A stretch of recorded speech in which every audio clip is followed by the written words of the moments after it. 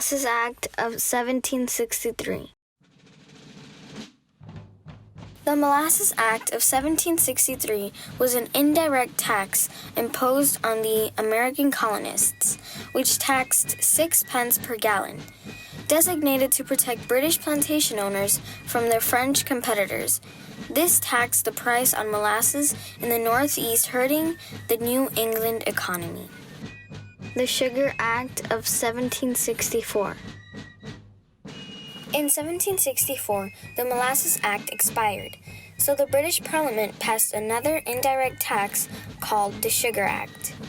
The Sugar Act cut molasses prices in half, but it put more restrictions and enforcements on the colonists. The Sons of Liberty.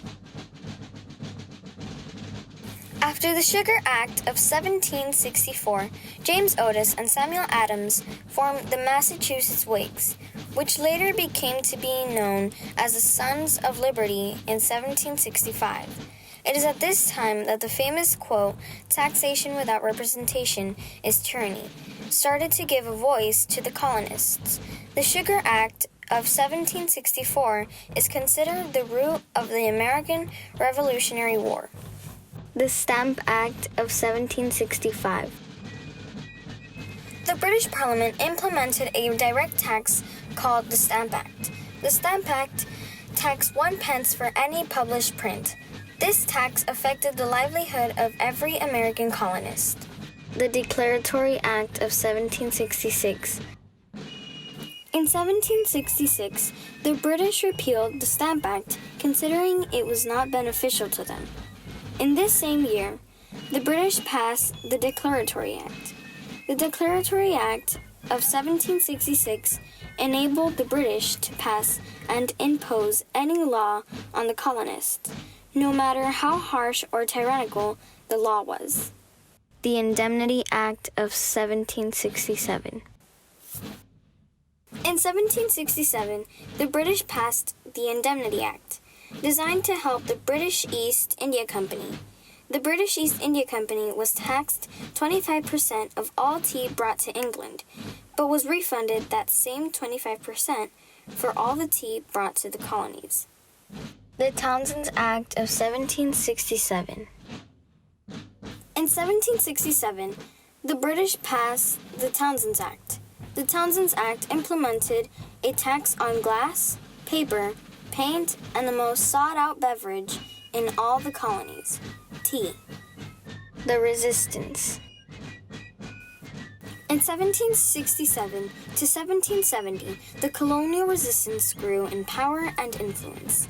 Groups like the Sons of Liberty started to talk to other colonies to organize in resisting these tyrannical taxes for the benefit of all the colonies. Also, the economic and political gain within the colonies.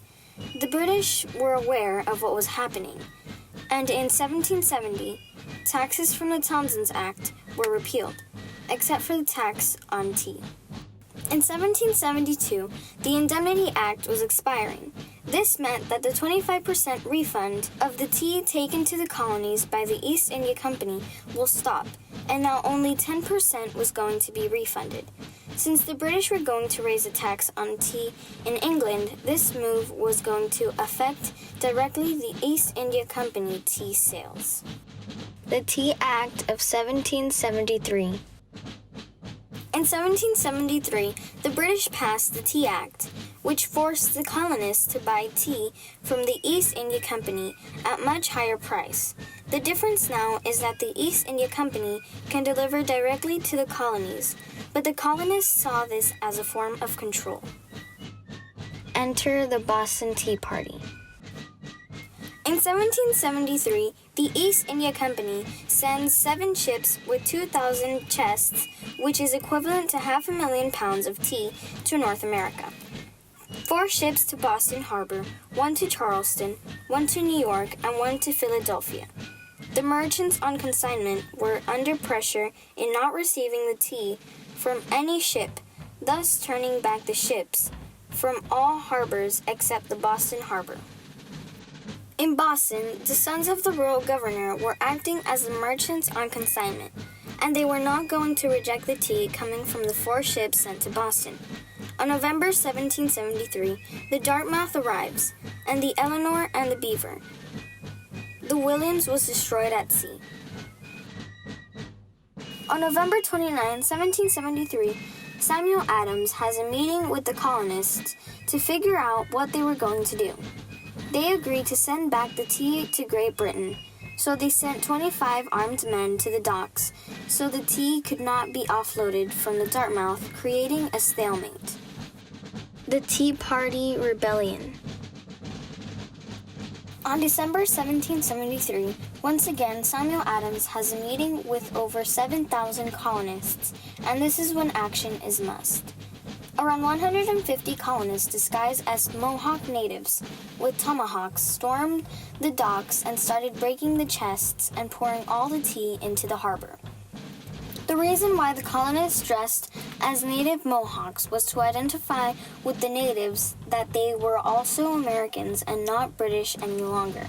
The value of the tea poured into the harbor had an estimate value of $1 million in today's currency. The Coercive Acts of 1774. The British wanted to make an example out of the Massachusetts colony by passing the Coercive Acts, better known as the Intolerable Acts. It was a signal to the colonists that all rebellions against the British will come with harsh consequences.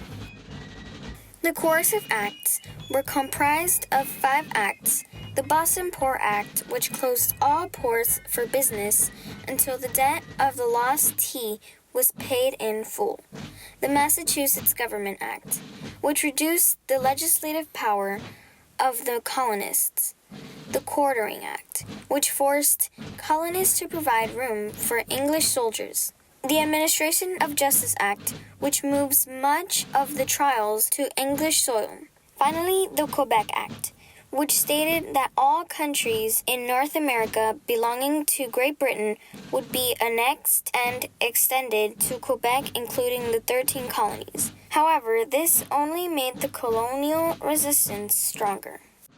The First Continental Congress of 1774. The First Continental Congress, formed in 1774, where delegates of 12 out of the 13 colonies agreed to unite and protect each other. Eventually, this will lead to the battles of Lexington and Concord to spark the American Revolutionary War, giving birth to our great and wonderful nation. God bless you, and God bless the United States of America.